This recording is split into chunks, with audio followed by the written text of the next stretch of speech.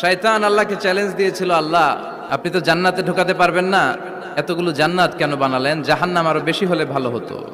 আল্লাহ বললেন কেন? শয়তান বলে, আল্লাহ এই সবগুলারে আমি ওয়াসওয়াসা দিয়ে মুনাফিক বানিয়ে নাস্তিক বানিয়ে জাহান্নামে ঢুকাবো। আমি চ্যালেঞ্জ দিলাম, ডান দিক থেকে ধোকা দেব, বা থেকে, সামনে থেকে, পেছন থেকে, নিচ থেকে, মাজরাত দাম যেখান দিয়ে রক্ত চলাচল করে ওখানে ঢুকেও আমি ধোকা দেব। তো আপনি জান্নাতে ঢুকাবেন কেনমে? আল্লাহ বললেন তুমি আমারও চ্যালেঞ্জ দাও, মহারাজার সাথে চ্যালেঞ্জ দেয়া যায় না। তুমি আমাকে চ্যালেঞ্জ দাও, আমিও তোমার চ্যালেঞ্জ নিলাম। তুমি আজীবন ধোকা দিবা, আজীবন তুমি গোমরা করবা, বেনামাজি বানাবা, জালিম বানাবা। কিন্তু আমার বান্দা কোনো তাফসীরুল কোরআনের মাহফিলে এসে কোন এক ওয়াক্তের নামাজে মসজিদে ঢুকে চোখের পানি ছেড়ে যখন ক্ষমা চাইবে, আমি সব গুনাহ মাফ করে দেব। তুই কি করবি? চিৎকার করে পড়েন আল্লাহু আকবার।